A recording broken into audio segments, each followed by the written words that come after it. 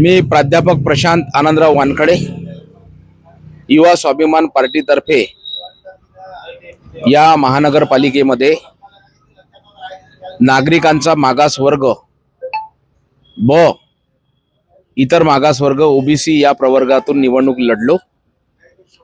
माननीय आमदार रविभाऊ राणा जे अतिशय कर्तबगार व लोकप्रिय आमदार आहेत, त्यांच्या युवा स्वाभिमान पार्टीतर्फे तसेच माननीय माजी खासदार नवनीतजी राणा व सुनील भाऊ राणा यांच्या मार्गदर्शनामध्ये आशीर्वादाने ही निवडणूक मी प्रचंड बहुमताने या ठिकाणी जिंकलेलो आहे। तो काय सांगा, जनतेने आपल्यावर विश्वास ठेवून आपली निवड केली आहे, हा विश्वास कसा जपणार आपण आता? मागील 25 वर्षापासून मी या राजापेठ श्री संत कवराम प्रभागाचं नेतृत्व करत आहे। महानगरपालिकेमध्ये मला दरवेळेस येथील जनतेने अधिकाधिक जास्तीत जास्त मतांनी विजयी केलेला आहे, कारण ही माझ्या कामाची पावती आहे।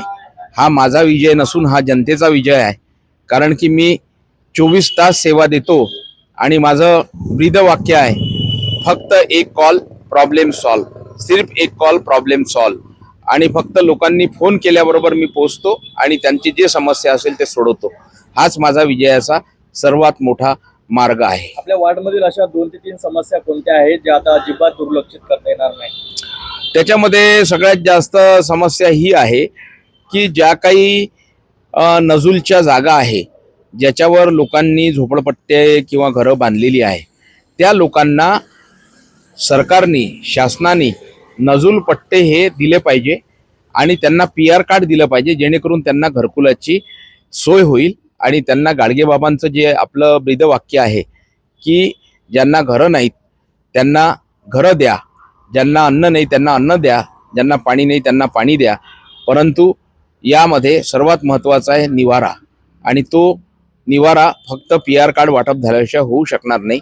म्हणून सर्वात पहिले मला शासनाला विनंती करावी वाटते की PR कार्डचे वाटप लवकरात लवकर नजूल पट्ट्यांवर करून द्यावे। पहिल्या 6 महिन्यात असे कोणते काम होईल ज्याचा थेट फायदा जनतेला जाणवेल?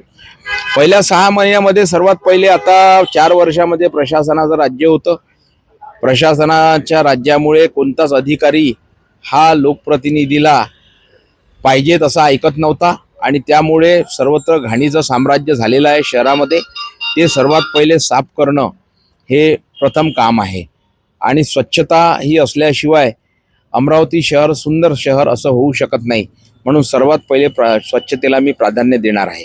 रस्ता, पाणी, नाली, स्वच्छता यापैकी आपली पहिली प्राधान्याची बाब कोणती राहील? प्राधान्याची बाब आहे पाणी, हे मूलभूत सोयी ह्या सर्व प्राधान्याच्या बाबी राहतील। त्याच्यामध्ये आपल्याला विभाजन करता येणार नाही, कारण की मूलभूत सोयी ह्या नागरिकांना दिल्याच गेल्या पाहिजे, कारण की ते महानगरपालिकेला टॅक्स देतात, कर देतात आणि त्याचा मोबदला त्यांना आपल्याला द्यायलाच पाहिजे। मागील कार्यकाळात जी कामं अपूर्ण राहिली ती पूर्ण करण्यासाठी काय रणनीती असेल आपली? मागील कार्यकाळामध्ये जी कामं राहिली होती, ज्या कामं राहिल्याचं एकच प्रमुख कारण आहे, ते म्हणजे निधी, जो फंड आहे, आणि फंड उपलब्ध व्हावा आणि विकासात्मक कामं जास्तीत जास्त व्हावी। आणि विकास पुरुष आमदार रविभाऊ राणा आहेत, त्याचप्रमाणे नवनीत राणा आहेत, सुनील भाऊ राणा आहेत, आणि म्हणून मी त्यांच्या पार्टीमध्ये प्रवेश करून जास्तीत जास्त प्रभागाचा आणि या बडनेर मतदारसंघाचा विकास झाला पाहिजे, हे व्हिजन ठेवूनच युवा स्वाभिमान पार्टीत प्रवेश केला आणि त्याचा फायदा मला भरपूर भविष्यामध्ये निधी उपलब्ध करण्यासाठी होईल असा माझा ठाम विश्वास आहे। वार्ड विकासात भ्रष्टाचार आणि निष्काळजीपणा रोखण्यासाठी आपण कोणती ठोस पावले उचलणार? वार्ड विकास निधीमध्ये बरेच वेळा काही प्रमाणामध्ये तुम्ही म्हणता ती गोष्ट बरोबर आहे, परंतु ते पूर्वी झालेल्या गोष्टी असतील, परंतु आता तसं काही भ्रष्टाचाराचं काही नाही आहे, कारण की सर्व ऑनलाईन आणि कम्प्युटराइज वाईज सगळं झाल्यामुळे प्रत्येक गोष्ट ही पारदर्शक आहे। युवक, महिला आणि ज्येष्ठ नागरिकांसाठी आपली स्पष्ट काय योजना राहील? युवक हा या देशाचा खूप आधारस्तंभ आहे आणि युवकाच्या खांद्यावरच या देशाची जबाबदारी आहे। माननीय शिवसेना प्रमुख बाळासाहेब ठाकरे असं म्हणत होते की या देशाचा युवक हाच देशाची ताकद आहे, आणि म्हणून युवकांच्या खांद्यावर आपण सर्व जबाबदारी दिली पाहिजे आणि त्यांनी ती पेलली पाहिजे।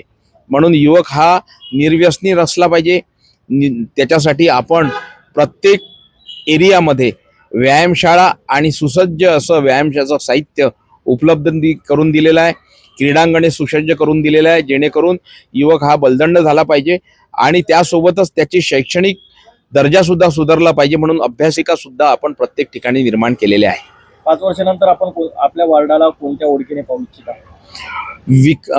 5 वर्षानंतर आपल्या वार्डाला स्वच्छ आणि सुंदर वार्ड ही पहिलं माझं विजन राहील. त्याच्यानंतर दुसरं विजन राहील की इथला युवक जो आहे तो शैक्षणिक दृष्ट्या आणि शारीरिक दृष्ट्या हा बलदंड झाला पाहिजे आणि त्याने आपल्या कुटुंबाची, आपल्या नातेवाईकांची किंवा आपल्या मित्रांची योग्य अशी दखल घेतली पाहिजे.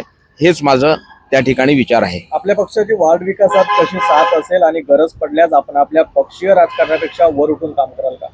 हा, मी कधीच निवडून आल्यानंतर की मी या पक्षाचा आहे, त्यांनी मला मत दिलं की नाही याचा मी कधी विचार केला नाही. कारण की आमदार रविभाऊ राणा यांचे सुद्धा विचार, नवनीत राणा, सुनील राणा यांचे सुद्धा विचार तसेच आहेत आणि त्यामुळे मी कधी असा भेदभाव केला नाही.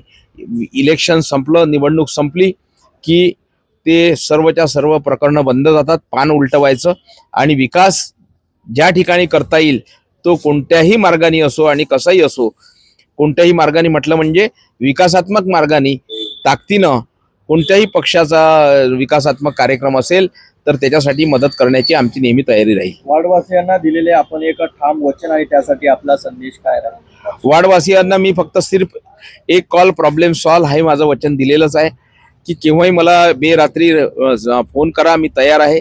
यासोबत माझी ॲम्ब्युलन्स आहे, माझी रक्तपेढी आहे, माझ्या स्वतःच्या व्यायामशाळा आहे, माझ्या अभ्यासिका आहे, बचत गट भवन आहे महिलांसाठी रोजगार उपलब्ध करून देण्यासाठी. त्याचप्रमाणे मी कोणतंही ऑपरेशन, ते मोतीबिंदूचं असो, हृदयाचं असो, बायपास सर्जरी असो किंवा मेंदूचं असो, घुटणे ट्रान्सफर असो, हे सर्व निःशुल्क करतो आणि त्याचा लाभ मी सर्व जनतेला, कारण की नगरसेवाचं काम हे फक्त काही नाल्या, रस्ते, दिवे, वीज किंवा कचरा हेच नसून तो प्रत्येक सदस्य, प्रत्येक कुटुंबाचा सदस्य असला पाहिजे, कोणाचा भाऊ असला पाहिजे, कोणाचा मुलगा असला पाहिजे आणि या दृष्टीनं त्यांनी प्रत्येक कुटुंबासाठी काम केलं पाहिजे. आणि म्हणून रुग्णसेवक म्हणून सुद्धा माझी खूप मोठी जबाबदारी आहे आणि ती मी पालन करतो.